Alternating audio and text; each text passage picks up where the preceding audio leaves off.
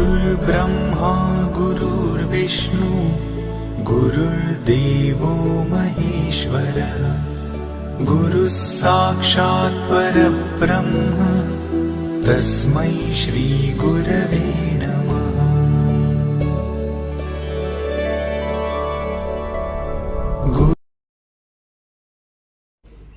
गुरु म्हणजे अंधारात दाखवणारा प्रकाशाचा मार्ग। गुरु म्हणजे अज्ञानरूपी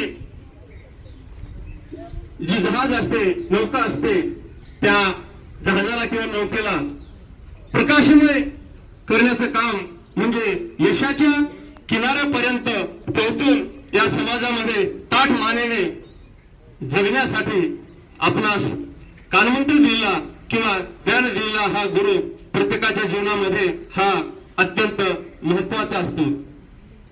गुरु बिन मैं ज्ञान कहां से पाऊं असं म्हणतात। तर जुन्या काळामध्ये अगदी वेदव्यास किंवा वेदांची निर्मिती झाली त्या काळापासून किंवा त्याच्याही अगोदर पासून गुरुला या समाजामध्ये अत्यंत मोठं असं स्थान होतं। एक गुरु म्हणजे द्रोणाचार्यांनी सर्व त्यांच्या शिष्यांची परीक्षा घ्यायचं ठरवलं। त्यावेळेला धनुर्विद्येमध्ये पहिला नमस्कार त्या परमात्म्याला, त्या निसर्गाला, दुसरा नमस्कार ज्यांनी आम्हाला जन्म दिला त्या माता पित्यांना, तिसरा नमस्कार ज्या गुरूंनी आम्हाला घडवलं, ज्ञात अज्ञात अशा त्या गुरूंना तिसरा नमस्कार, आणि चौथा नमस्कार आपणा सर्वांना ज्यामुळं आम्ही आहोत। तर गुरुपौर्णिमेनिमित्त मी एवढंच म्हणेन की सर्वांना या गुरुपौर्णिमेनिमित्त खूप खूप शुभेच्छा।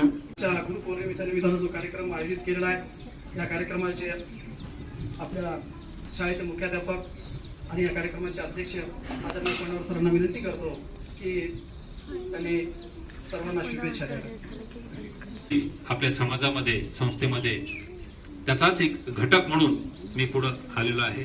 त्यांच्याकडून मला वाचनाचं खूप आवड निर्माण झालेली आहे। वाचनाचे नव्हे तर अनेक गोष्टी मी त्यांच्याकडून शिकलेल्या आहेत। तसेच माझ्या शाळेतील सर्व सहकारी गुरुजन वर्ग या सर्वांना मी हृदयापासून गुरुपौर्णिमेच्या निमित्तानं शुभेच्छा देतो। मित्रांनो, आज गुरुपौर्णिमा, व्यास पौर्णिमा सुद्धा म्हणतात।